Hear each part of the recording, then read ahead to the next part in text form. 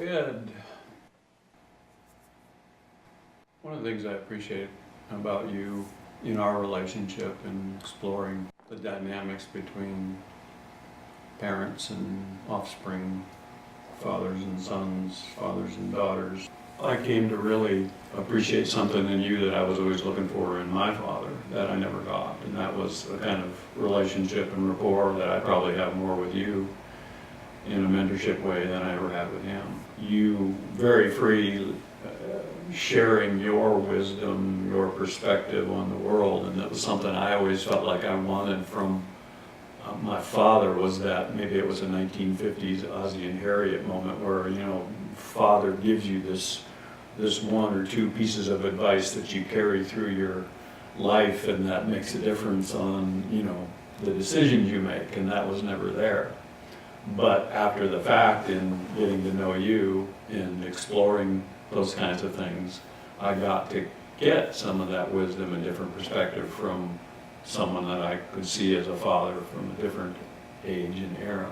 There was a willingness to be on both sides of that. One thing for sure is I had forgotten that, and when you reminded me how important it was for you, and I remembered how important it was for me, and thank you for helping me remember that. So I remember when I was with my father when he was sick, and I was helping him through this medical process of actually helping him die.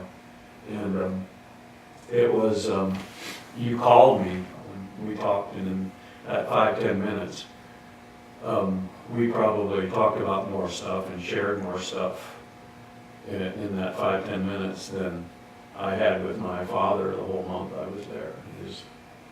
I think we don't want to be clumsy, we don't want to be stupid, we don't want to be incompetent, so we don't do anything. It's best. In learning, it's really best to go ahead and make a fool out of yourself, and usually it doesn't turn out that way anyway. But Yeah. I go down to Burnt Spring to get on the diving board, and go out to the end of the diving board and just kind of fall in the water. It seems like I used to get like 15 feet of air and flips and all sorts of things, but it's exciting just to go off the diving board straight away. It's amazing. We don't want people to see us feel or cry. Yeah. I was really pleased that you reached out and just, So thank you. yeah. Ed, I'm pleased to be here with you right now, and honored to be a part of this process and be in conversation with you. You are, in fact, one of the most interesting people I've ever known. And I've known a lot of interesting people. But with you, no topic has ever been off limits. You live radical honesty and taught me that, showed me that. And we could engage in a conversation about anything. We share some of the same interests, the mystery of male, female, and sexuality. But not too many people in my life can I talk about sex and things like that to the degree that I could with you. I'd love to have that interaction, and I truthfully love the way you could enter into the well of our conversation, tap in, and be gone quickly. know how to give me the juice, and then to not dilute it in any way by hanging on with other kinds of chit-chat. And I don't know if you like this moniker, but the part of the feeling of the words keep Austin weird. You're in the tank with that.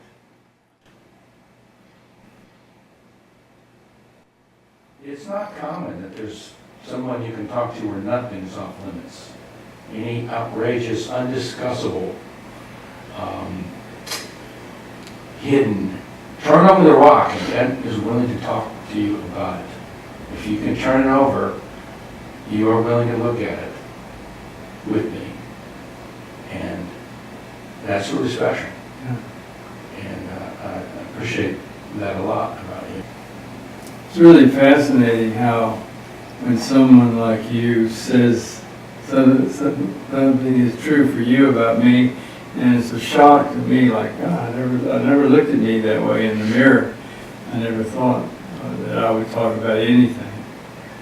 So thank you for allowing me to consider myself to be that kind of person, because you said so. I wouldn't have thought of that. Yeah, and I felt an intellectual camaraderie and respect of me. Sometimes you would ask me questions, and I think that you really wanted to get my perspective, and I appreciated that. You're a person, a man that's searching for the truth, and so am I. Thank you, Steve. That's beautiful. I wouldn't be too shocked because I could concur with just about everything he said as well. I think you said respect, and we didn't always agree, but I think what at the core of that was I never felt any judgment from you either way of whatever my decision was. I mean, you were fine with it either way. Yeah, you have a finely tuned muscle of non-judgment. I think Paul Newman has been pretty important for me. I went to Baton Rouge from a little town outside of Baton Rouge in 1957. And there he was in a gym working out. The gym was called Alvin Roy's. I even remember the name of the gym. And he was down there making a movie called Long Hot Summer. And so I got to visit with him a little bit. And then over the next 40 years, he got older and older and older, and then he died. And so Paul Newman said that the first 40 years of his life, he was a real prick. In the last 40 years of his life, he was learning how to be more humble. Yeah, and he worked with children that had a lot of needs, and he created these salad dressings and so forth. He said, I hope that it kind of evens out. And it's really important to me to realize that just because you err and err and err and err and err for decades doesn't mean you have to keep doing it. And you could wake up and just say, well, maybe I could make a difference for people in this area. And then just do it. And you're on like a different sequence of making amends and learning how not to be a prick and to be a quintessential advocate for women. Yeah. Which is pretty rare for that generation. Totally. What you just described is a more natural occurrence for many people, and there's still a lot who aren't on board. But for your generation, that's unheard of, probably rare. Yeah, when I go back to my high school or my college class or even my class of veterinarians, I can see that they generally didn't become more malleable, more resilient, more kind, more loving. They became more ossified the way we were when we were teenagers. I think another thing that's just kind of coming to me, that I've always, it's been somewhat inspirational, wanting to emulate more, is you seem to have a really healthy sense of no shame, really. You know? When I say that person's got no shame, that's actually kind of a good thing. You know, I struggle with a life of getting past shame, and I was just trying to think, tell me how you know so many important celebrity people, because you're always dropping names, you know. But it just occurred to me, you have no sense of shame, a distinction between a celebrity and you. I mean, you approach people with your authentic self without that veil of, you know, are they going to see this part of me that I don't want to see, which maybe stops so many other people from doing that. And you don't have that filter, and that's really admirable, you know, and I would like to be more like that. So, I would say you not only don't have that filter, but you are actually an active warrior against shame. Yeah. And that's part of your contribution to the world. Very good banner to hold. Yeah. We did 100 people body presentations, and I went to a seminar the other night with about 15 people in the room, had done body presentations over here. And they were getting up and speaking to the group about other subjects, but they were sort of unashamed. And every time one of them would stand up and share, I would say, I had a little bit to do with that. You know? Stephen, how about a hug? Oh, my friend.